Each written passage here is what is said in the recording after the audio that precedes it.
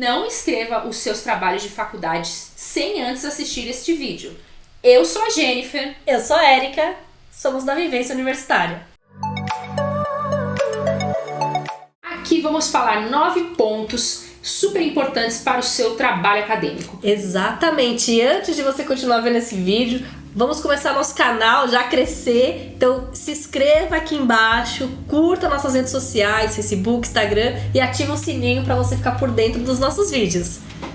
Então, o primeiro ponto que você deve analisar é organizar as ideias, organizar as informações que você vai utilizar ao longo do seu trabalho, né? Então não tem como você escrever sobre algo que você não sabe, né? Exato, precisa ter alguma bagagem, né? Sim, o que é a bagagem? É a pesquisa bibliográfica. A gente sempre fala da pesquisa bibliográfica, né?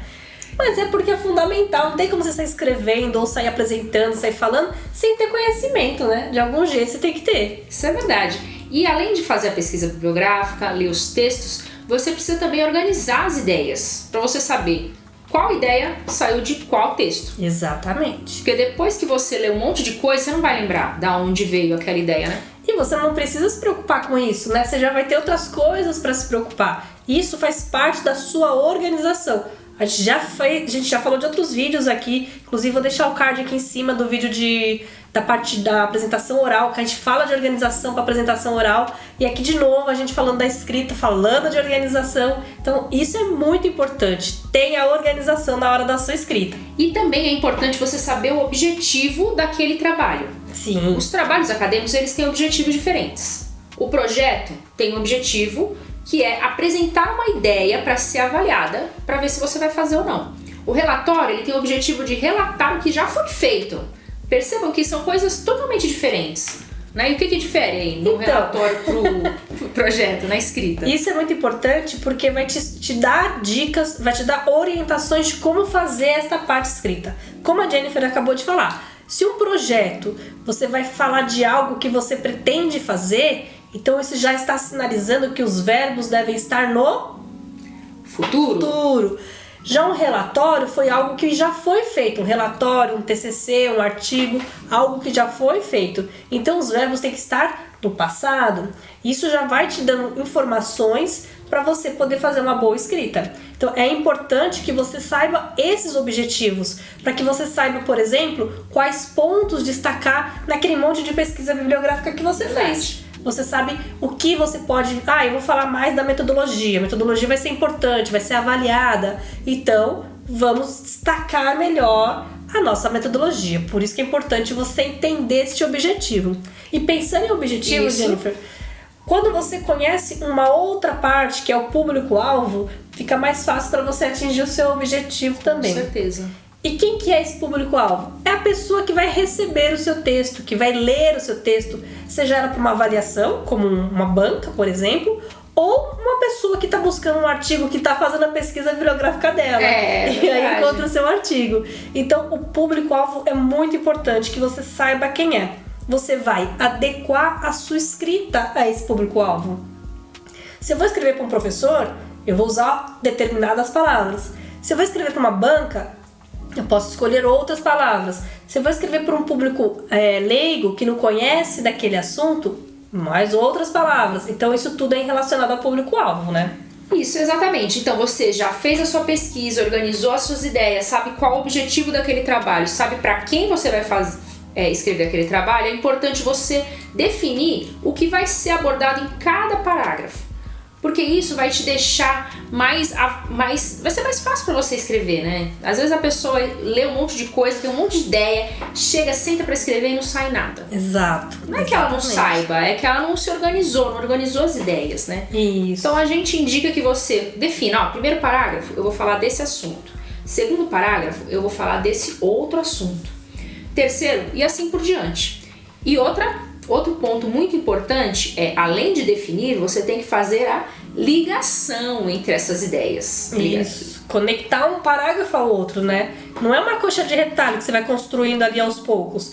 Se você faz essa informação, se você leva desse jeito a informação, como a Jennifer falou, definindo o que cada parágrafo vai ter de conteúdo, você já aproveita o momento Claro. e vai usando palavras para conectar esses conteúdos, esses parágrafos. Não adianta no primeiro parágrafo você está falando da cidade e no outro parágrafo você começa a falar do carro. Que conexão que tem, né? Eu não sei o que está acontecendo. Não tô na sua cabeça, né? Exato. Pra saber o que você quer dizer. E eu não li todos os artigos que você leu, eu não tenho todas as referências que você leu, eu, leitor.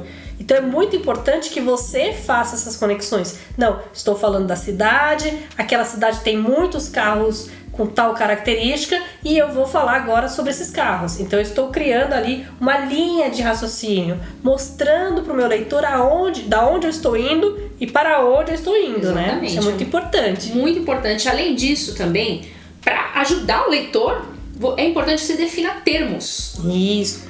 Às vezes tem termos que tem mais de um conceito, né? Principalmente quando você está falando de termos técnicos, né? Às vezes ele significa uma coisa para um autor e outra coisa totalmente diferente para outro autor. Exato. As definições, né? Definir aquelas palavras que são importantes. Às vezes, Jennifer, acontece de eu ter um termo para uma área, então, sei lá, no direito você usa aquele termo com um significado e na área da saúde você usa aquele mesmo termo com outro significado. E por que é importante eu definir? Isso vai sinalizar para o meu público a minha posição e principalmente qual definição eu estou considerando, para que ela possa ler o texto todo de uma maneira a entender pelo meu ponto de vista, né? Claro, isso facilita a compreensão de quem tá lendo o seu texto e deixa claro a informação que você quer passar. Essas são características importantes na escrita. Dá um exemplo da evolução. Ah, bem sim, legal. eu já dei esse exemplo outra vez, né? Por exemplo, a palavra evolução, no sentido cotidiano, quer dizer passar por uma situação melhor, né? Então, as tecnologias estão sempre evoluindo, quer dizer que as tecnologias estão indo para um melhor desempenho, né? Só que na biologia não é esse o significado. Evolução significa apenas mudança. Se é para melhor ou para pior, não sabemos. Uma mudança que favorece aquele organismo a estar mais bem adaptado no ambiente, né? Então pode ser uma mudança que não necessariamente seja para melhor. Isso. Né? Então vocês percebem que dependendo do contexto da palavra, ela tem significados diferentes. E se eu estou falando em evolução no contexto da biologia, eu estou falando de uma outra palavra que não está relacionada, não é um termo, né? Que não está relacionado com evolução num texto jornalístico, por exemplo. Exato, exatamente. E aí, pensando nesse uso das palavras, uma coisa muito interessante que a gente pode usar aqui como uma outra dica é a questão dos sinônimos. Então você organizou os seus parágrafos lá com conteúdo, fez as conexões, definiu os termos importantes e aí você começa a perceber, você começa a ler o seu texto e começa a perceber que você repete a mesma palavra. Então você está lá no primeiro parágrafo, você fala a casa azul. No segundo parágrafo você fala novamente a casa azul, a casa azul, a casa azul. De repente o seu texto vira uma música, né? A casa azul. A casa azul, é verdade. Então é importante que você busque outras palavras para substituir a casa azul. Dá um Google mesmo e busca por sinônimos daquela palavra que você está usando, né? Verdade. E além disso, isso também a utilização de sinônimos está relacionada também com a questão gramatical, né? Isso é muito importante. Então, é muito importante que você confira a gramática. Veja se você não está concordando sujeito com verbo, se está concordando em número, né? Em número e gênero, né? Você vai falar nós vamos, né? Não é nós vai? Não é nós vai. Nós vai, não. Num texto científico, né? Um texto de universidade, não podemos ter esse tipo de erro. E pensar também na pontuação. É importante você saber onde colocar as vírgulas. Exatamente. Não separar sujeito de verbo. E você ter as pausas corretas, porque senão vira uma frase sem fim.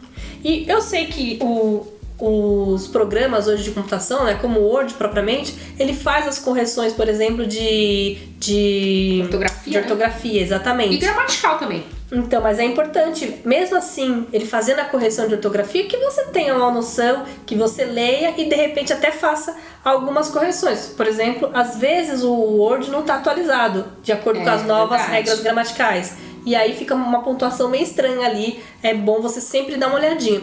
E só para terminar essa parte da correção gramatical, se o seu trabalho realmente for muito importante, for para uma revista internacional, uma coisa assim muito profunda, talvez valha a pena até alguém da área, né, de português ler e corrigir, aí você precisa avaliar se tem essa necessidade, né? Mas pro seu dia a dia, sabe o que eu indico? A você procurar conhecer mais sobre a gramática. Isso é fundamental. Você tem dúvida, por exemplo, de pontuação? Vai ver os casos onde você coloca vírgula, ponto final. Tá com uma dúvida ali se tá certo ou não? Procura, dá um Google e busca a informação. Isso é bom pra você, né? Isso é bom pra você. Crescimento pessoal. E por último, gente, super importante, é reler o texto. Exato. Releia. Leia, releia, releia. Não tem como, porque na leitura que você vai ver onde você tá mais adequado, onde não tá tão bem. E se eu pudesse dar mais uma dica em relação a essa releitura, você terminou o seu trabalho, dê uns 2-3 dias para assentar as informações e depois você vai ler novamente com aquele olhar mais crítico para você poder ver realmente aonde você precisa melhorar ou se não precisa, né? E se você leu e achou que tá maravilhoso, pede para um conhecido, um parente, alguém dar uma lida ali e ver o que pode melhorar, se tá de fácil entendimento mesmo, né? É isso aí, gente. Então, nesse vídeo essas nossas dicas. Deixa seu curtir se você gostou do vídeo, se inscreva no canal e até mais. Tchau, tchau.